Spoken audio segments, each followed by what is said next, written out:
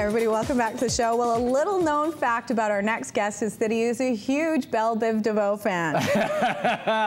We just had a little dance party in our office before the segment. Brent Butt joining us, of course, creator of Corner Gas, Hiccups, and going back to do some club dates, and a Belle Biv DeVoe fan. You know, that Belle Biv DeVoe thing is such a little known fact, I didn't even know until you just brought it up. It's really quite hard to say Belle Biv DeVoe. Turns out I'm a big Belle Biv DeVoe fan. There you go. And they're coming to Vancouver, which I is wasn't even great. sure today until we were talking if it was Belle Biv DeVoe or DeVoe, as you said, as DeVoe. Belle Biv DeVoe, you too. Is there anybody from Devo in Belle Biv DeVoe?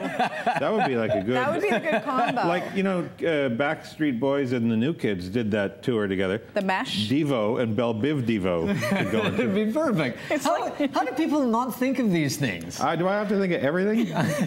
Come on, people. Now, you're also the biggest Canucks fan on Twitter and on the planet.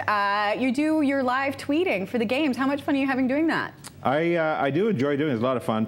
It's hard to do on the phone, though. Like, if I don't have my laptop, if I'm somewhere where I just do the phone, I can't thumb type good enough, well enough It makes to you keep feel... up. And then I can't enjoy the game because it's like I'm trying to do one glib little comment. It's taking me 8 minutes, you know? You look down and the score's changed twice. It feels to me, because I like following Twitter while I'm watching the game, because if I'm not at the game, it kind of feels like I'm with a large group of people watching the game. Yeah, right? it's a shared experience. Psychologically, I think we, as humans, need this. We need that kind of shared thing. That's why we go back to, I don't know, what do we go back to? The 50s? The Roman gladiators, the cavemen huddled around the fire. And of course, the irony is, while I'm having this shared experience, I'm excluding my wife and children who are sitting right beside me. Well, I've always thought it was kind of strange that you could sit in the basement for 12 hours and I'm doing social media. Social. I'm being very social right now in the dark in my underpants. Now, there was a certain gold medal hockey game where the camera cut to you and your lovely wife, Nancy, and you were pile driving her. Is that what you called it? That doesn't sound right at all. No, I was pile drivers are a totally different maneuver. Yeah, come to me for all your pro wrestling. On their head. You put their head between your knees, upside down, drop them in the thing. What were you doing to Nancy? I was giving a simple atomic elbow smash. Yeah, that's all I was doing. Yeah. she was. There was a kid sitting beside me here as we were watching the game, and the kid was saying something to Nancy, and she was leaned over talking to the kid. As she was leaning there, I decided it'd be good to start dropping some elbows. I was pretending to give her the elbow smash. Unbeknownst to you. Yeah. That's when they cut to us. Oh, look at Brent Butt and Nancy Robertson are at the game. Sweet love. And drop it. So right away my phone starts buzzing. People are texting me, you're being a little abusive to your wife on TV right now. It's one of those great moments. You gotta love it. Timing. How excited are you for the Canucks postseason this year? Are you focused on the postseason, or are you still... Do you still care about tonight? Do you care about the regular season I very much care about tonight. Because, you know, they kind of got it handed to them by the Oilers. Yeah. You know, they're doing the little home-and-home series of the Oilers. And so I think it's important that they step up and go, okay, that was that. Here's how it's really going to go down. All right, kids. And show everybody, here's why we're the President's Trophy winners. So, because the first thing I Mike said doesn't when we care were about talking about tonight. it is I was like, I don't care. It's a wave of ambivalence But from then you gave that speech, and I was like, well, that makes a lot of sense. And now I'm actually really looking forward to the game. I'm a lot like Braveheart in a lot of ways. A lot. Yeah. I'm wearing less makeup than he did. That's how I describe people. I'm very inspiring. How excited are you about the playoffs, though? This is such an exciting time to be in Vancouver. This is like, is this the best time to be a Canucks fan? I mean, you know, it's always good to be a Canucks fan. I've been living here since, I can't remember if it was 92 or 93. And I got swept up in Canucks fever, you know, in 94. And good timing to become a Canucks fan. No kidding. Well, it was just so exciting. And I've been a fan ever since. And I'm over the moon about the playoffs now. I think we're going to start stomping some people. You know, there's hating going on Twitter. Yeah. Is there? People are saying to me, oh, they won the President's Trophy. That means they're not going to win the cup. That's crazy. Yeah, and I want to climb through the phone and slap whoever's typing Do it. Atomic elbow drop. I can't figure out a way to do it yet. Now, you have a few dates coming up at the Comedy Mix. When is the last time that you played a small little club like this? Well, this is the fun thing about doing the Comedy Mix. I can't remember the last time I played, like, got booked to play a club. Because now, you know, I play giant venues. Giant. Giant. I basically only play Mexican soccer stadiums. Do they call those soft seaters? Is that the technical Soft theaters, term? yeah. I play like theaters and stuff. And like normally when I'm here, I play like the River Rock or the Red Robinson That's Theater, where right? Belle Biv DeVoe is going to be, the River Yeah, Rock. people like us, Belle Biv DeVoe and myself, acts of that ilk, play the River Rock. hit the big rooms, you know.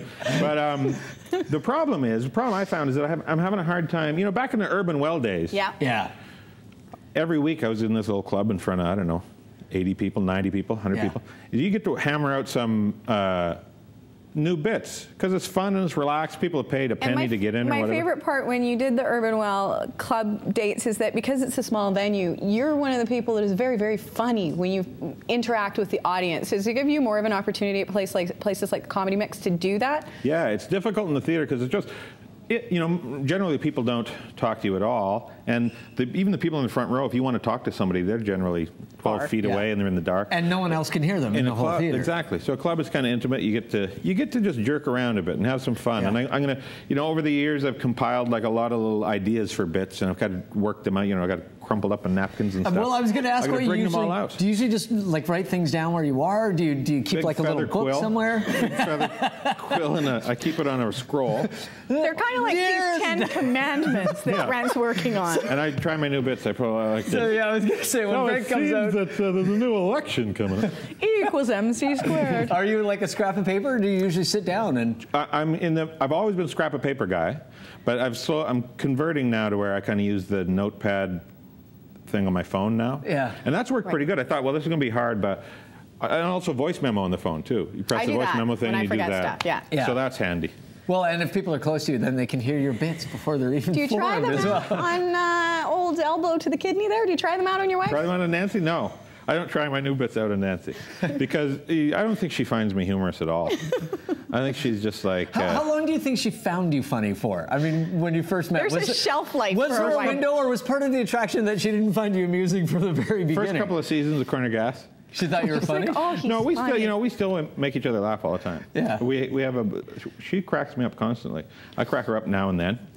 But no, I generally don't like to try my bits out on people, really. I'd like to get them out in front of, I mean... Your dog? Is he a good audience? Yeah, house plants, that kind of thing.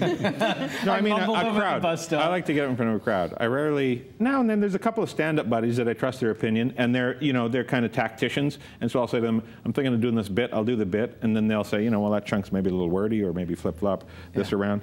But generally speaking, I like to just get up in front of people and hammer it out. You can only be so funny at your kitchen table at 2 in the afternoon with your feather quill, right? And your scroll. But there's something magical about a little club. You get up in front of people. I don't know how many people are going to be there, 150 or 180 or something like that.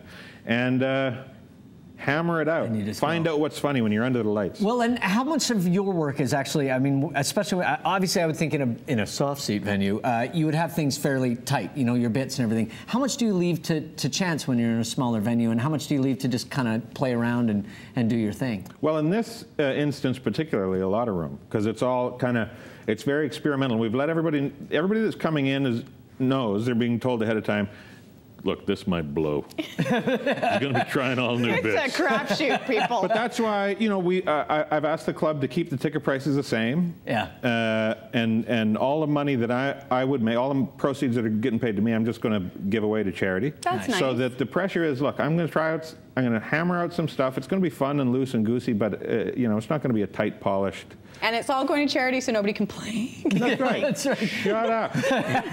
Feeding kids, you jerk. If you want to see Brent Butt working it out, it's April 13th through the 16th at the Comedy Mix. Make sure you check it out. It is a great venue to see some comedy. And if you do not follow him on Twitter, you should be following him on Twitter, especially during Canucks games, or really at any time. I think he's just pretty consistently funny. Thanks, Brent. Well, thank you. That's a ringing endorsement right there. I meant it to be a little more enthusiastic. He's pretty funny on occasion. Consistently. I didn't want to look like a big suckhole. It might blow. I love you. But follow him. I love you. We're going to take a break.